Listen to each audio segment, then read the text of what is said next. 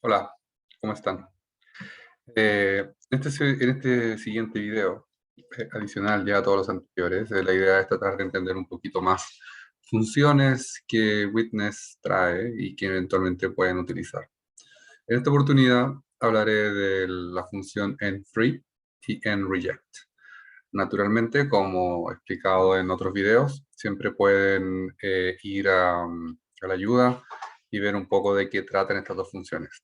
Principalmente tenemos la función enFree, que da cuenta de la capacidad disponible en cualquier elemento, ¿sí? Entonces, por ejemplo, tengo un buffer de capacidad, por ejemplo, 50, y hay 25 partes en el buffer, su capacidad disponible será 25.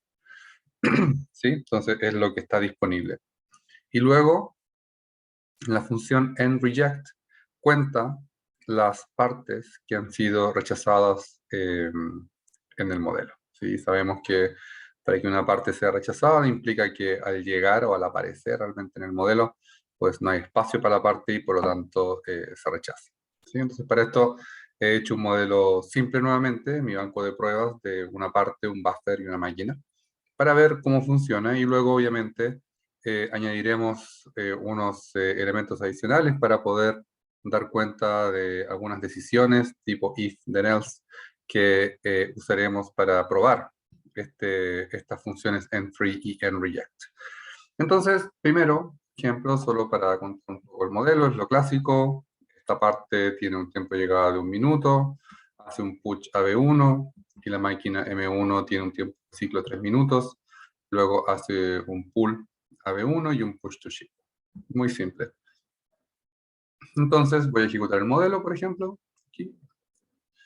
Y lo otro es que he puesto la capacidad de la máquina, la capacidad del buffer, que por lo general siempre está en 1000, lo hemos puesto en 10, ¿vale? Es decir, que pueden haber un máximo de 10 partes en el buffer, cuando ya hay 10 partes, y si llega la parte 11, esa parte no puede entrar y por lo tanto se rechaza.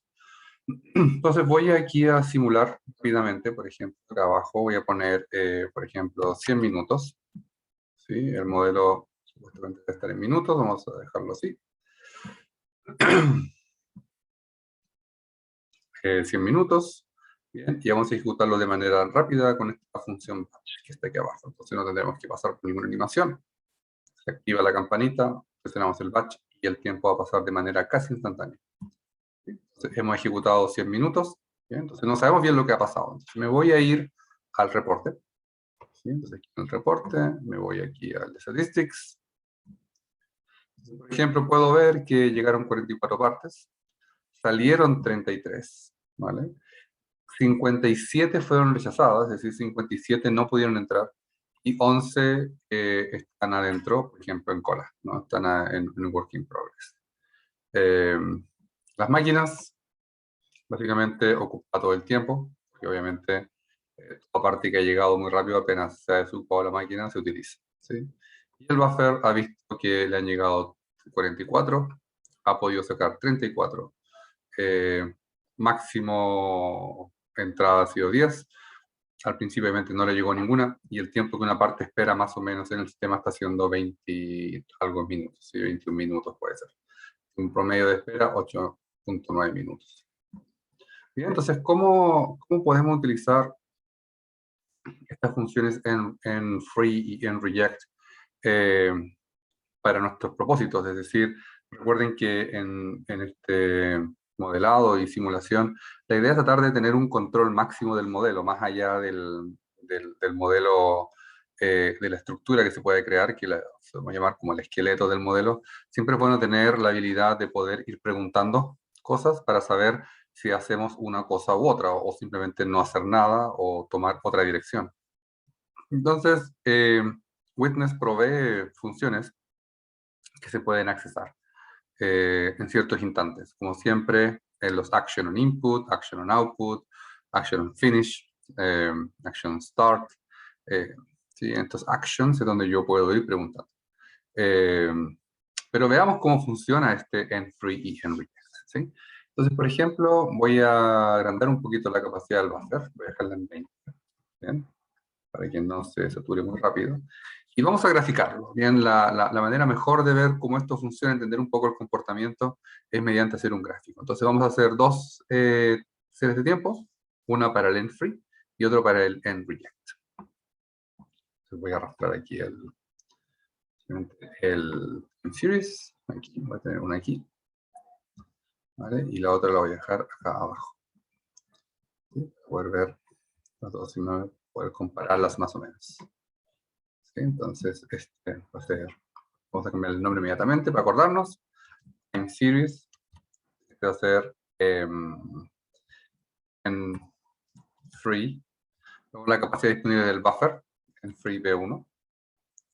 ¿Vale? Y luego vamos a ver el en reject, el número de piezas rechazadas. Y la única parte que está aquí, para que el end reject funcione, tenemos que utilizar la parte específica. No puede ser una especie de cuántas fueron rechazadas en total, se refiere a la parte específica. Entonces veremos en la función que tenemos que especificar a qué parte nos estamos refiriendo. Esto va a ser de P1. ¿Bien? También, como la capacidad del buffer es 20, entonces obviamente voy a aquí en graphics, voy a poner el máximo valor que se despliega, pongámosle 25 para que se vea bien. Vamos a ponerle un número de observaciones máximo de 100. ¿Sí? Para que sea un gráfico interesante. Bien. Y luego, lo mismo, bueno, en este caso, la cantidad de piezas rechazadas va a ser un número mayor. ¿Sí? Entonces, por lo tanto, yo creo que vamos a tener que poner un valor más grande, como 100, por ejemplo. Y el número de observaciones también va a ser 100. ¿Sí? Más que nada un poco por prepararnos a lo que va a ocurrir. ¿Bien? Entonces, en el gráfico de end-free, voy a actualizar inmediatamente el tiempo, vamos aquí a graficar el end-free, ¿vale? La capacidad disponible, de hecho ahí me da la opción de el buffer 1. ¿Sí? Quiero que me muestre qué tan disponible está el buffer. ¿Sí? Entonces vamos a ver cómo lo considero. Y luego, el end-reject, vamos aquí a inmediatamente el intervalo. Quiero que me cuente el end-reject, ahí está. Y vamos a verlo de P1. Bien, y ahí está, el reject de P1. Y aceptamos. Entonces ahora vamos a poner esto un poquito más pequeño para verlo. ¿Sí? Lo que le explicaba anteriormente, ya finalmente la parte del gráfico empieza a pesar menos y es más interesante lo que quieres ver. ¿Sí? Obviamente para tomar ciertas decisiones. Entonces aquí vamos a ver el lado. Ahí está todo el gráfico completo. Entonces vamos a ver qué pasa. Vamos a ejecutar esto lentamente. Recordemos que tenemos capacidad de 20. ¿Sí? Voy a hacer que sea más lento aún. ¿Sí? Llega cada uno, eso es lo que se ejecute cada 5 minutos. Y veamos qué sucede. Entonces, obviamente, la capacidad de la cola va disminuyendo, como puedes ver. Disminuye en el tiempo.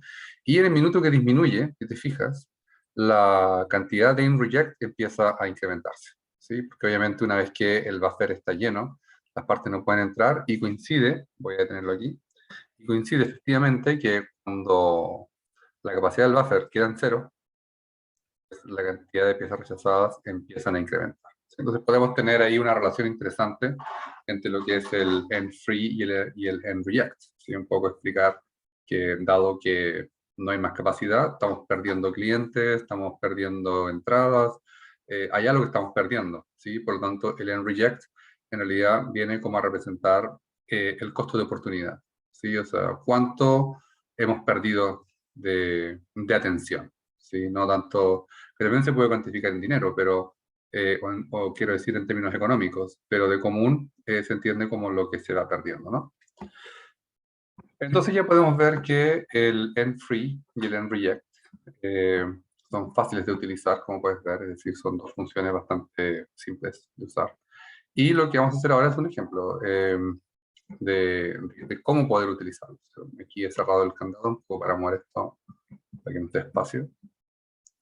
¿Sí? Entonces lo que vamos a hacer es que, por ejemplo, con el end-reject no hay mucho que hacer, es decir, todo lleno se rechaza, no se puede tomar ninguna decisión, a menos que podría ser que si el end-reject es mayor que 1 una cosa así, podríamos enviarlo a otra dirección, pero es muy difícil, la verdad, porque el enreject es un valor que cuando existe ya no cambia, es decir, va incrementándose. Entonces, por ejemplo, si pedimos que el enreject sea mayor que 1, por ejemplo, ya cuando fue 1 nunca va a volver a ser 0, ¿sí? Porque es un contador que se va acumulando. Por lo tanto, es una información más de tipo entender qué valor acumulado tenemos y no es un valor constante de que se rechazan 20, luego se han rechazado 0, luego 20, luego 0.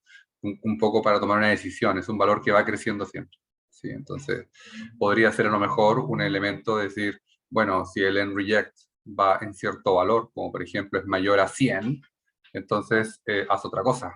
¿Sí? Podríamos tomar alguna decisión de cierto tipo, ¿sí? Dado que va grande. No obstante, el end-free es un valor que es dinámico, porque obviamente depende de qué tan rápido va la máquina o qué tan rápido va la pieza que va entrando, el elemento que va entrando, cliente, parte, pieza, o requerimiento, incluso información. Y en función de eso, el buffer se va a ir liberando, se va a ir ocupando. Entonces, el end-free es una función bastante útil. Por lo tanto, lo que vamos a hacer, por ejemplo, vamos a tratar de garantizar que por ejemplo, que la capacidad del buffer siempre esté por lo menos a un 30% disponible. Esto quiere decir que vamos a hacer un cálculo, vamos a decir, por ejemplo, si eh, la capacidad disponible, el end free del buffer 1 es menor al 30%, pues nos vamos a ir a otro sitio. ¿Sí? Entonces, por lo tanto, voy a aquí a hacer un drag and drop de un buffer 2, por ejemplo, de una máquina 1, de una máquina 2 en este caso. Entonces voy aquí a hacer un buffer 2, hacer la máquina 2. Y obviamente, quiera sea el caso, la máquina 2, cuando esté disponible, va a tomar esos o elementos del B2 y cuando esté listo lo va a enviar al chip. ¿Sí? Para un poco finalizar. Y le vamos a dar un tiempo de ciclo. En este caso, le damos un tiempo de ciclo de 1 para que lo procese. Pongámosle de 3. De 3. Bien. Entonces, en una tenemos un tiempo de ciclo de 5 y en la otra es de 3. Entonces, lo que yo voy a decir, básicamente, cuando voy aquí a la parte 1 y voy al Action on Create, ¿sí? Aquí, en realidad, perdón, aquí estamos hablando del output rule, porque es el push, en vez de hacerlo, hay que decidir si hacer B1 o B2. Entonces, esto lo dejaré en comentarios de momento. Entonces voy a decir, if and free, ¿vale? B1, ¿vale?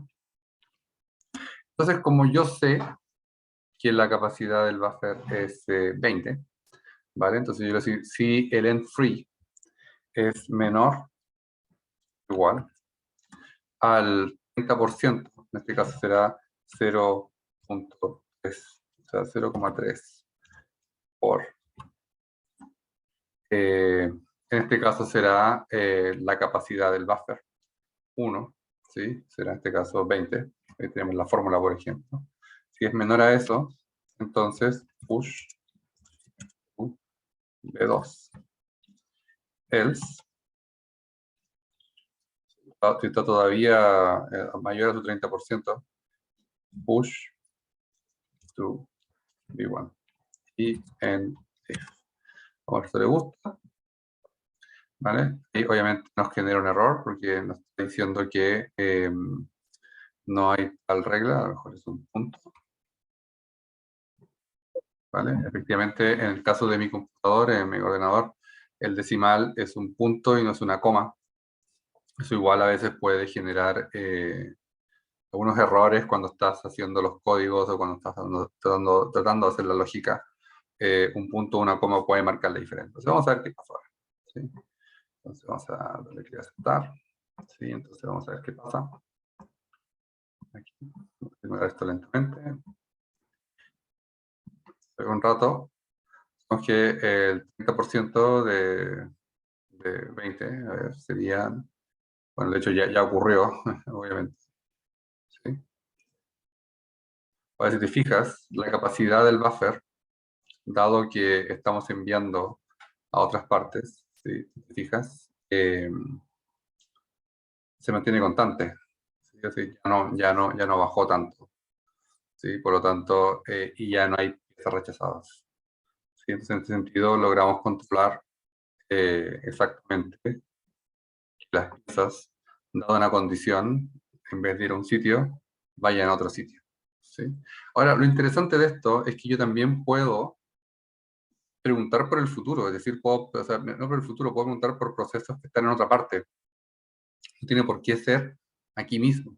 ¿Sí? Puede ser, por ejemplo, imagina que voy a crear otro buffer, por ejemplo, acá, ¿vale? Y otro proceso. ¿Bien? Por ejemplo, esto puede ser perfectamente la máquina del buffer 3. Esto puede ser la máquina 3. ¿Sí? 3. Entonces, este cuando termina, el B2 cuando termina, va a hacer un push to B3. Y B3, a ver, y B3 va a tomar desde M3 va a tomar desde B3. Entonces, pull from B3. Y hecho esto, hacemos un push to shift. ¿Sí? El ejercicio es de ver cómo se puede utilizar esas funciones para tomar decisiones. Entonces, en este caso, vamos a funcionar de esta manera. Tiempo de ciclo creo que lo puse, no, 1. Ojalá que sea rápido al final. Por ejemplo, yo le puedo decir, puedo hacer varias preguntas. De hecho, puedo, por ejemplo, voy a crear otro proceso alternativo.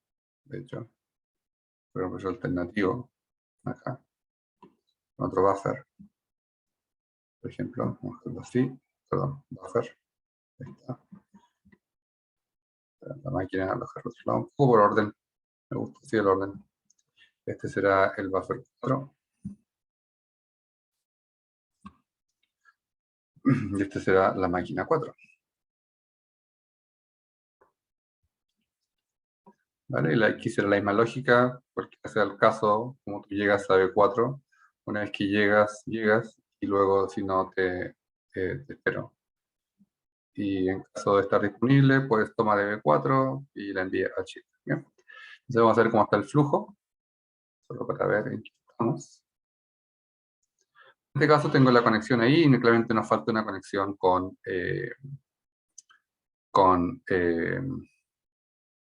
M4. Voy de todas maneras a crear aquí en M3, ponerlo más lento para que se cree cola. Por ejemplo, hagamos un proceso de 10 minutos. Eso va a estar súper lento. Entonces, vamos a ver. Voy a poner aquí unos contadores, por cierto, porque para poder ver, cuántos hay. ¿Sí?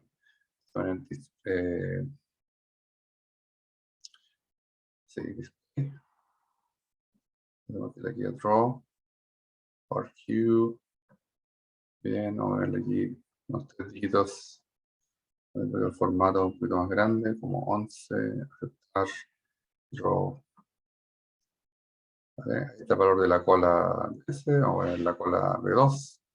Por ejemplo, display, nuevamente, draw, for queue.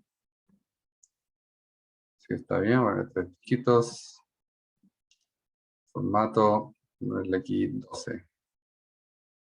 ¿Sí? Más o menos. Aceptar, draw. Aquí abajito ahí, más o menos, ¿sí? Por ahí. Luego tenemos B3, display, draw, seleccionamos el elemento que queremos dibujar, que es el part cube, la cola en realidad que se llama. Entonces, 3 dígitos, luego el formato 12. Draw, buscarlo aquí abajito. Bien. Y finalmente tendremos el B4, display,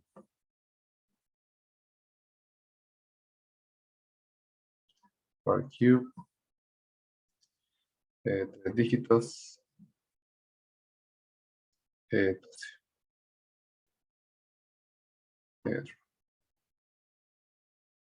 Entonces ahí tenemos toda la situación. Entonces lo que voy a hacer básicamente, vamos aquí a ejecutar el modelo, para ver lo que está ocurriendo. Bien, se fue allí. Está yendo al siguiente. Se ve que se forma una cola, tanto en B2 como B3. Pero es un poquito más rápido. De hecho, voy a hacer que, un poco para ajustarlo, voy a hacer que M3 vaya más lento, ¿vale? Estamos hablando muy poco. Quiero forzar la cola en B3 en realidad. ¿Sí? Y obviamente vamos a poner la capacidad de la cola. Pongámosla en 50, está muy grande. Pongámosla en 50 la capacidad de la cola. ¿Vale? Puede ser esta un poco más grande, esta puede ser 100. ¿Vale? Y este B2, vamos a hacer una capacidad pequeña de 60. ¿Sí? Más o menos todas las colas tienen capacidad diferente. Entonces vamos a ver qué pasa cuando simulemos. Y entonces se puede esperar que en B3 va a haber una cola, ¿sí? Una cola importante. Porque el proceso va lento. ¿Sí? Entonces, si te fijas, tenemos una capacidad de 20, van 12, 13, 14, ¿sí? Y ahí se queda en 21 más o menos, y ahí es donde se va un poco a quedar. Si ponemos 100, tiene una capacidad de 50, entonces iba a quedarse prácticamente sin nada, ¿no? Por lo tanto, lo que vamos a hacer es que aquí, si tomamos una decisión de irnos a B2, voy a preguntar por B3, ¿vale? Para tomar una decisión si la parte debe ir a B2 o debe ir a B4. Eso creo que es interesante hacerlo. Entonces vamos a ver qué pasa. B3 tiene una capacidad de 50. ¿Sí? Entonces, de hecho se lo puedo achicar a 20, que llegue antes al problema, al fallo. ¿Sí? Esta tiene una capacidad de 60. ¿Está bien? Entonces, por ejemplo, lo voy a simular ahora. Un poquito más rápido. ¿Sí? Entonces, en 4, ahí vemos que va subiendo, porque el tiempo de espera es bastante en la M3, dice 20. ¿Vale? Y ahí quedó en 20 y ahí se saturó, de hecho. ¿Vale? Bueno, justo dio el minuto 100. Vamos a simular 500 minutos, ¿sí? Para hacerlo más específico. Estamos bien, ¿vale? Entonces va avanzando. Y fíjate, cuando la cola se llena, ¿vale? Tiene capacidad 20, fíjate que la máquina M2, ¿vale? Se bloquea, ¿sí? Porque no tiene dónde enviar, ¿no es cierto? Porque la capacidad siguiente está bloqueada, M2 no puede rechazar, ¿vale? Y la única que puede rechazar en realidad es en la llegada. Entonces, fíjate que tenemos capacidad completa en casi todas partes, y tenemos bloqueos, tenemos rechazo, el rechazo se fue ya muy, muy alto, ¿no? Entonces lo que voy a hacer yo es que voy a preguntar nuevamente si la, la capacidad disponible del B3 es eh, mayor, mayor que su 50%, ¿vale? Es decir, si tiene más de 10, básicamente, porque la capacidad es 20, tiene capacidad para 10, entonces o sea, si tiene capacidad en este sentido, de una capacidad disponible baja, vamos a enviarla a B4. Bien, entonces aquí vamos a hacer un if then else, aquí en el output. Aquí dice, si el n-free es menor que 0,03, o sea que 0,3 por 20 envía al B2, ¿vale? Pero, ¿vale?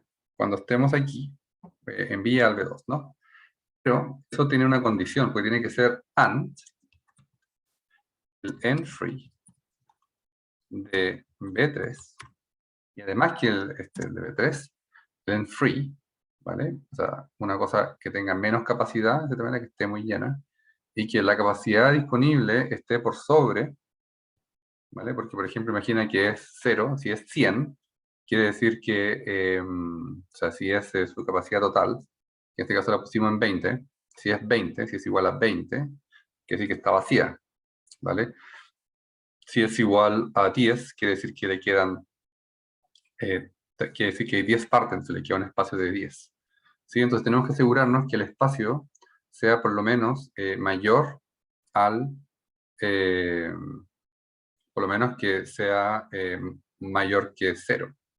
¿Sí? Es decir, que, o puede ser incluso, puede ser un poquito más. Pongámosle que sea el 0,10%, que sea el 10% de 20, que es la capacidad. ¿Sí? Comprobamos esto un poco. La capacidad de B3 en 20 y la capacidad de B1 en 20 coincidentemente, ¿vale? Aquí le estoy diciendo que si la capacidad disponible está menor que esa, ¿vale? Que está menor que, o sea, si tiene poco disponible, ¿sí? Entonces que se vaya para allá, pero siempre y cuando la capacidad del end free sea mayor a su 10%, ¿vale? En otro caso, si esto no se cumple, si eso, por ejemplo, si se da el caso de que si la capacidad, por ejemplo, del end free, en este caso, si es menor, si sigue siendo menor, bien, y no se da el caso de, por ejemplo, acá vamos a ponerlo, entonces, de hecho, la regla, así que un else if, si sigue siendo menor, pero esto es menor o igual, menor o igual al 0.3, pues va a ser un push B4, bien, es decir, si está llena, ¿vale? Más o menos, si le queda, está como saturada, ¿vale? Y la otra también está saturada, básicamente, entonces va a enviar al B4, básicamente. Y en caso de que, no, básicamente eso, sí, eso sería, ¿no? Si está, porque obviamente si está bajo eso y está esto sobre lo otro. Se puede dar el caso, bueno, tenemos el otro caso también, y se puede dar el caso, yo puedo decir, por ejemplo, esto de hecho puede ser un else aquí, un else if, vamos a hacerlo así para hacerlo más preciso. Aquí le voy a poner si,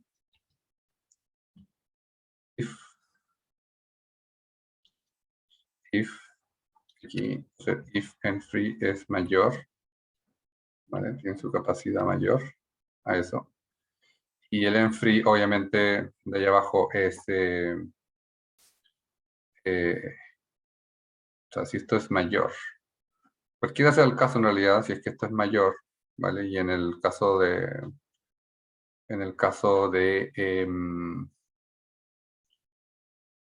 vamos a decir, y esto que sea mayor a 0,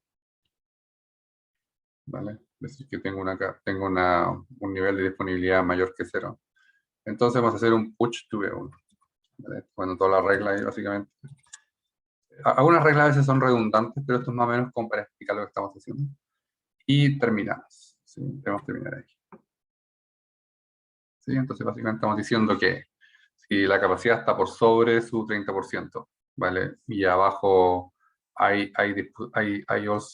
también disponibilidad, va a empujar a B1. Esta regla también que puedo incluir, por ejemplo, si estamos en esta condición, por ejemplo, con esta condición, y no hay disponibilidad, bueno, en realidad siempre hay disponibilidad porque están las condiciones. Entonces vamos a dejarlo aquí, está con disponibilidad, aquí, comprobando disponibilidad o capacidad disponible, en realidad. Capacidad disponible en B1 y B3. Entonces básicamente lo que estoy diciendo es que si algo ocurre con B1 y B3, hacemos esto, si ocurre otra cosa con estos dos, hacemos esto, y si ocurre otra cosa con estos dos, hacemos lo otro. ¿Sí?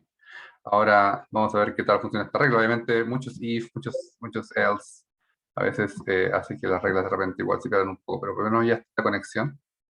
¿Sí? De hecho, podemos ver que por ejemplo, está por acá. Estamos dando las tres posibilidades.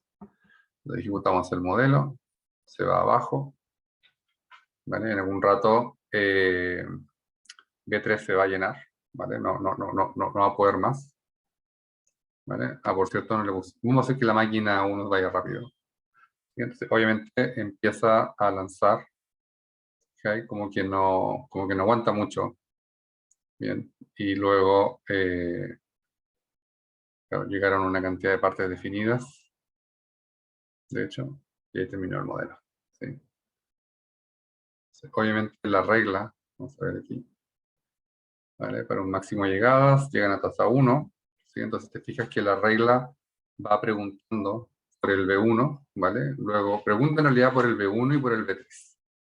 ¿sí? Y la idea obviamente es tratar de dejar todas las reglas de la manera mejor posible. Entonces, por ejemplo, preguntamos si la capacidad disponible de B1 y B3, por ejemplo, es mayor que cero, cuando tú puedes decir, por ejemplo, que es mayor que cero o mayor que un porcentaje, puedes efectivamente enviar o direccionar una parte a otro sitio. Pero en este caso, fíjate que la parte P1 está preguntando, además de la capacidad disponible de B1, me está preguntando por el B3, para ver si va a B4. ¿Sí? Entonces, ahí obviamente la lógica, obviamente siempre la lógica se puede mejorar, ¿sí? Pero más o menos los if con los ands o los ors pueden siempre ayudarte a tener una buena regla que permite en cierta manera tomar decisiones incluso más adelante. Te fijas, no tiene por qué estar conectado en cualquier lugar. Yo puedo preguntar en cualquier parte y puedo hacer que el action on finish efectivamente pueda hacer que la parte tome una dirección u otra en base de donde yo puedo hacer la pregunta, ¿sí? El asunto es tener claro en qué parte del modelo, en qué instante hago las preguntas. La hago antes que se procese algo, cuando está por enviarse, en qué instante, ¿sí? Y eso diría yo que es bastante relevante, ¿no? Bueno, eso sería el ejemplo en este caso del cómo utilizar el env-free, por ejemplo, y el env-reject. Obviamente son funciones muy interesantes y que claramente te pueden ayudar a tomar decisiones, ¿sí? Entonces, en cualquier parte del modelo donde corresponda, tú puedes preguntar por el env-free de alguna sección o puedes incluso preguntar por el nivel de productos rechazados, ¿sí? Entonces, si hay mucho rechazo, que se vaya a otro sitio, por ejemplo. Hay muchas alternativas en realidad que se nos pueden ocurrir ahora, pero seguramente con el caso que estás desarrollando se van a ocurrir muchas más alternativas y usar el end-free, saber cuándo preguntar por el end-free es una buena alternativa. Los if con ands son súper útiles y siempre a veces un poco el ajuste es tratar de encontrar la combinación necesaria de ifs y de ands para cubrir todas las posibilidades, porque puede ser que en algún minuto se da justo la posibilidad que no consideraste y Witness no sabrá qué hacer. Entonces, cuando empezamos a poner posibilidades, hay que decir todas las posibilidades, básicamente. ¿Bien? Y bueno, esa sería el ejemplo del free y el reject, que espero que les haya parecido útil. Como saben, siempre les ayuda, pueden encontrar funciones, pueden encontrar ejemplos que les permitirán en realidad hacer los modelos más rápidos, ¿sí? Lo importante, insisto, es la lógica, ¿vale? Que ustedes quieran hacer, tienen que plantearla muy bien. Y con esa lógica planteada, pues ya ustedes decidirán qué tipo de función o qué tipo de estructura, qué tipo de variables, atributos, funciones ustedes van a querer utilizar. ¿Bien?